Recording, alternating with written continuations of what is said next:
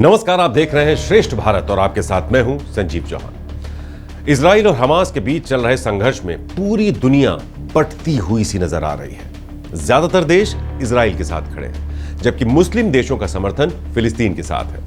यहां पर यह साफ करना जरूरी होगा कि मुस्लिम देश इस पूरे संघर्ष पर कह रहे हैं कि फिलिस्तीन में रह रहे आम आदमी की जान का ख्याल इजराइल रखे, लेकिन किसी ने भी इजराइल पर हुए हमास के हमले की खुलकर निंदा नहीं की है, क्योंकि एक देश यूएई ही ऐसा देश है जो ये कह रहा है कि वो इस मामले में फिलिस्तीन या हमास के साथ नहीं खड़ा है। दोनों देश आपस में ये पूरा मसला निपटा लेंगे।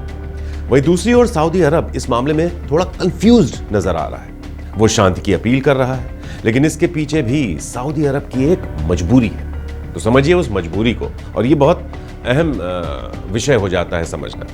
तो पहले दुनिया भर के मुस्लिम देश प्रत्याशित या अप्रत्याशित तौर पर फिलिस्तीन को अपना समर्थन दे रहे हैं। आपको पता ही है, दुनिया भर के मुसलमान इस संघर्ष में फिलिस्तीन के साथ खड़े हुए हैं। चाहे देश की सरकार किसी का भी समर्थन क्यों ना कर रही हो, उस देश के लोग यानी मुस्लिम देशों के लोग ज्यादातर फिलिस्तीन का ही समर्थन कर रहे हैं। अब ऐसे में सऊदी अरब के अंदर से ही हमास के समर्थन की आवाजें भी उठने लगी हैं। सऊदी अरब के राजकुमार मोहम्मद बिन सलमान को उनके घर में ही घेरने की कोशिश की जा रही है, क्योंकि राज परिवार से संबंधित राजशाही के कई और लोग ऐसे हैं जो हमास का समर्थन कर रहे हैं। अब ऐसे में मोहम्मद बिन सलमान अपने घर में तो फंसे हैं ही, बाहर उन्हें ईरान ने फंसा रखा है, जो पहले दिन से ही हमास के हमले का समर्थन कर रहा है। सऊदी अरब के साथ एक परेशानी है।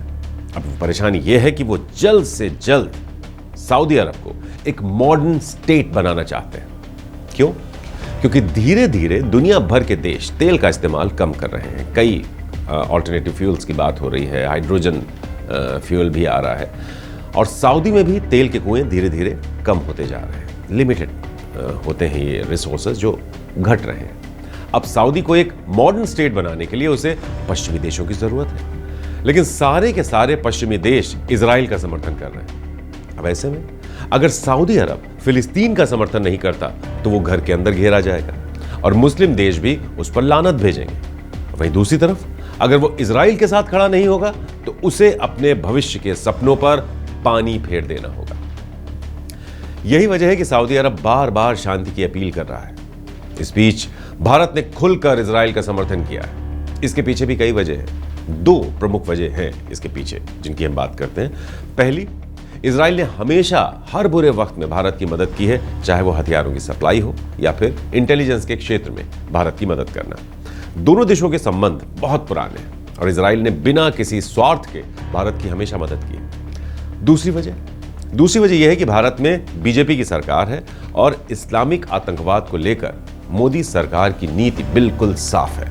वो किसी भी कीमत पर आतंकवाद को बर्दाश्त नहीं करेगी, ऐसा उसने बार बार कहा है। और ऐसे में बीजेपी का वोटर भी इस्लामिक आतंकवाद के खिलाफ एक सख्त राय रखता है। तो चाहे घरेलू तस्वीर हो या वैश्विक, भारत सरकार के लिए यह जरूरी था कि वो इजराइल का समर्थन करे। America, Britain, France, Australia, Canada और नॉर्वे समेत कई देश इजराइल के समर्थन में आते दिख रहे हैं। वहीं ईरान, कतर जैसे मुल्कों ने फिलिस्तीन के लिए अपनी सहानुभूति जाहिर की है। ऑस्ट्रिया और जर्मनी ने भी फिलिस्तीन को दी जा रही मदद बंद करने की बात की है।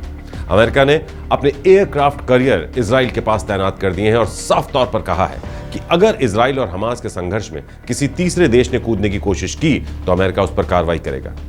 यह सब कुछ चल ही रहा था कि रूस ने अपना समर्थन फिलिस्तीन को दे दिया है। ये एक अहम डेवलपमेंट है।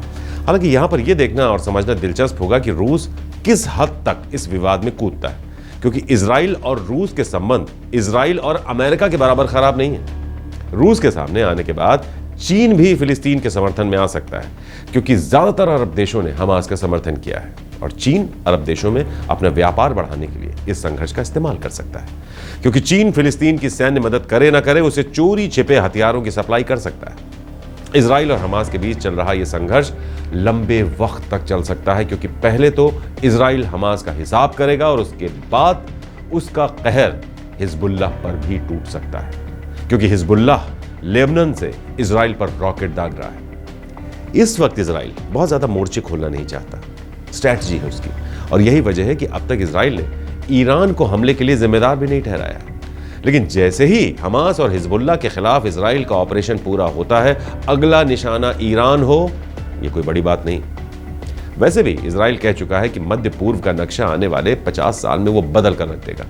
इसका मतलब यही होता है कि इजराइल अपने दुश्मन देशों को ऐसा सबक सिखाएगा कि वो इजराइल पर हमला करने से पहले कई बार सोचे।